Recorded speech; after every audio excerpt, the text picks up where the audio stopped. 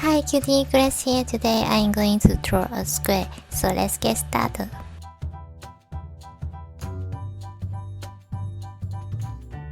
First, draw a straight line down and a straight line to the right.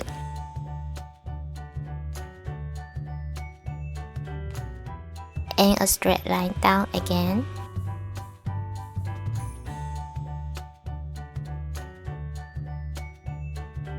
And a line to the right again. Then draw two round big eyes inside with a circle and another smaller circle.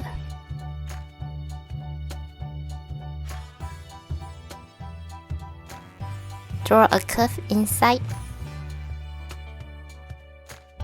Here too. Inside with 3 lines.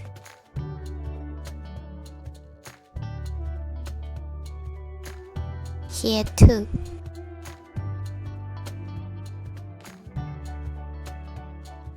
Draw the mouth. Now we have a square. I really hope I made it fun and easy for you to following with me and inspire you to draw it too. Thank you so much for watching. If you love it, please make sure to subscribe and turn on your notification bell so you won't miss any new videos. See you later.